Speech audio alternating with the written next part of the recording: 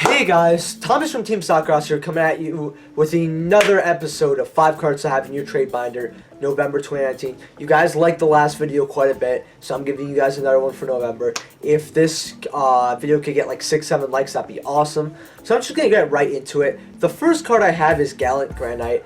It's actually a new card out of Chaos Impact, and what it does is it's a generic rock searcher that can search any rock monster, but it can also special summon a rock monster in face down defense position as well.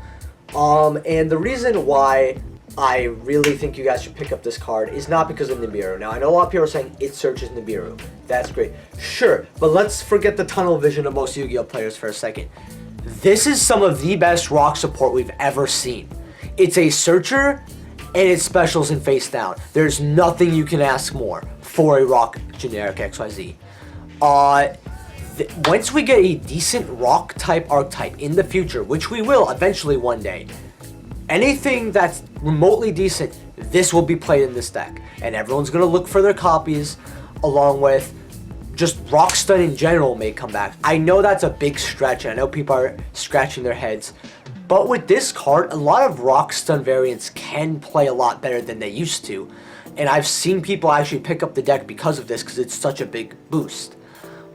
Yes, and it can also search Nibiru, which is a card that will go in and out of the meta. And depending on what deck you have, what deck you are playing, you may want Granite to search Nibiru. But that's not really the main reason you should be picking up this card. It should be looking for a rock type, any rock type archetype in the future that comes out that people are hyped about. And if it can be somewhat meta, this card's gonna skyrocket. Right now it's about like $1.70, $1.20. It might actually go lower when Chaos Impact gets reprinted as well. That's what I honestly think.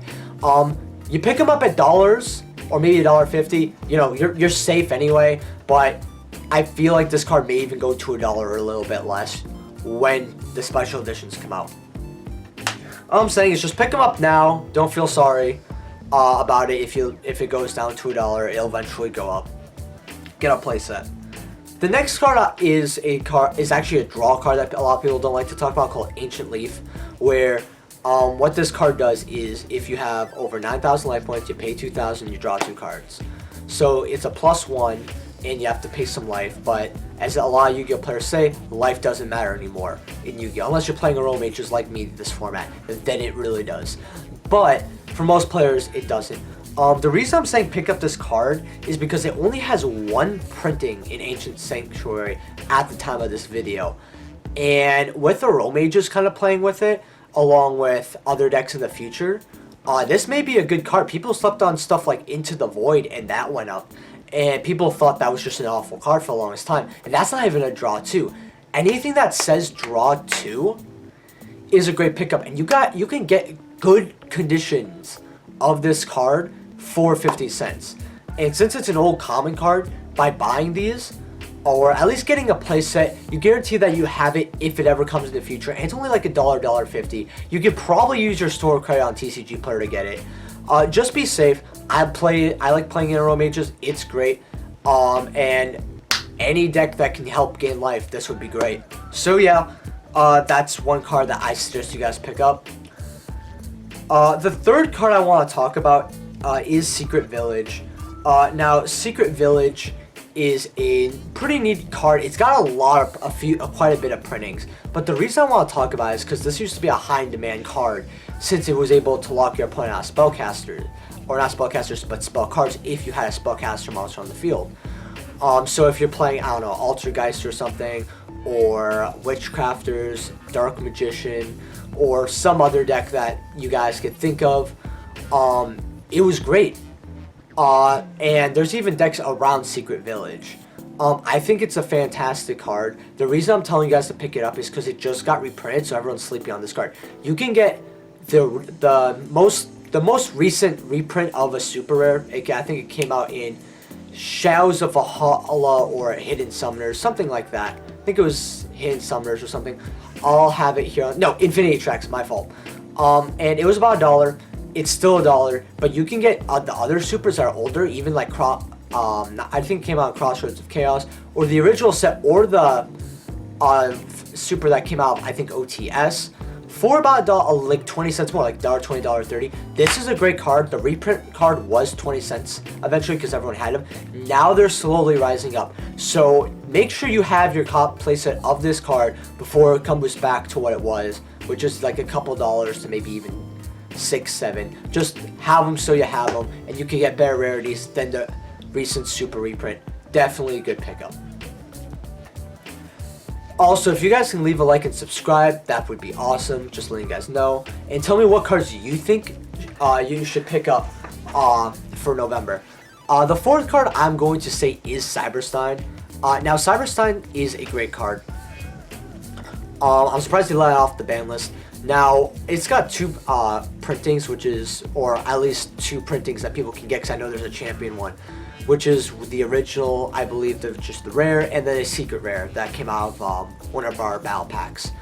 So, basically, you pay 5,000 life points, you summon something like Naturia, I believe it's called Naturia Exterio, which, when this card is faced on the field, negate the activation of a spell or trap card and destroy it by removing from play 1 card from your graveyard and then sending the top card of your deck to the graveyard. Now, that's just an example of what you can make, but what this card basically is you can make any very strong fusion monster for free. It's, depending on certain requirements and all that. And depending on what you're playing, if you have an initial normal summoner, you could summon this from the deck. You could get this monster that's basically a negate that can basically shut down Sky Strikers. They just have to scoop. They don't have it now in other decks for free. So I guess there's technically 2 cards to pick up, but it just depends on what you're playing and how you can get it out. I've actually even tried it in Shaddolls and it worked. Bad example, but it was just for fun. I didn't need my normal summon, besides for like Denko Sekka. Normal summon this, went to the exterior. It was great. Having that in the window just shut them down completely. So that's just one example. So pick up Cyberstein because it really is a strong card and always will be. And the secret looks beautiful. You can get them for about $. They may go up if people need them. I don't see it very often, so I think this card's going to go up. And the last card is a bit of expensive, is Hero Lives. Now, I've said this before, and I'll say it again. If a card has Hero in it, people are going to want it. Especially if it's an ultimate rare. It's a pretty good card. Heroes are trying to come back right now. They're not doing as much. A lot of people are very disappointed in that. But because of the collectability of Heroes, this card's going to go up. In Generation Force, I have actually looked at cards like maybe Zombie Painter from there that have been slowly going up.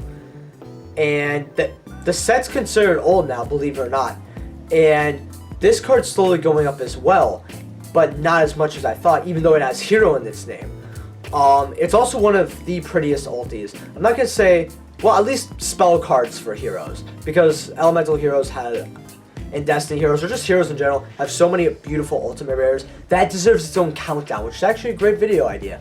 Let me know if you guys want to see that, by the way. But yeah, you can get this card for quite cheap, and I feel like it's going to be a huge collector item in the future when people who are collecting Heroes are realizing that oh wow, we have cards in Zexal that are Hero too. Oh, let me pick some of those up. And Hero Lives jumps to about a 40-something, 50-something dollar card because it's the highest rarity of Hero Lives, and most Hero players do play the maximum amount of copies. This is the highest rarity. You're getting them for a lot cheaper. I will have a price on screen most likely, but they're going for roughly for around $15 to $20 right now. I think that's quite cheap, honestly, for not only what it offers for Heroes, but for having Hero in the name. So I think you guys should pick this up. I'm gonna end the video there. I want to know what you guys thought of this Market Watch. This was a little bit harder to get because we've had so many reprints in the last like 2 weeks of this video's recording, 2-3 weeks. So I wasn't too sure what to pick up. So yeah, leave a like if you guys enjoyed. Sorry if this list was a little weak. Subscribe, and I'll see you guys in the next video. Peace.